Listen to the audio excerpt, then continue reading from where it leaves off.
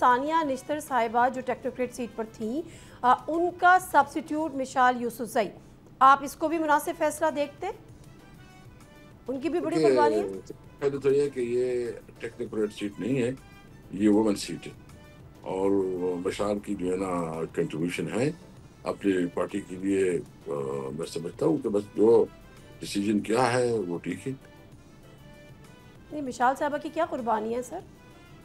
یہ جو 9 مئی کی بعد جو ہے نا قانونی معاملات میں اس نے بہت دوڑ دھوپ کی ہے، محنت کر رہی ہے، بس اس کا مطلب جو بھی اس کی کیپیسٹی ہے، اس کیپیسٹی کے مطابق کردار ادا کیا ہے۔ اور مرزا پارٹی نے افریدی صحیح صاحب؟ فیصلہ کیا تو مرزا افریدی صاحب جو ہے نا ابھی دیکھیں، آپ مجھ سے وہ باتیں کریں گا، میں نے آپ کو ایک بتا دی ہے کہ میں جو ہے نا جو بات کروں گا پارٹی کے انٹرنل معاملے میں، وہ میں اپنی جو ہمارے پاس فورم ہے اس میں کروں گا۔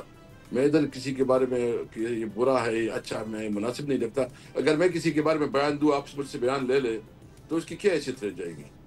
مطلب میں اس کی کوئی اسٹیٹمنٹ دینے کی پوزیشن میں نہیں ہوں۔ میں جو بھی موقف ہے گا وہ میں اپنے کمیٹی کے اندر کروں گا۔ سبسکرائب کریں اور بیل دبائیں تاکہ کوئی خبر رہ نہ جائے۔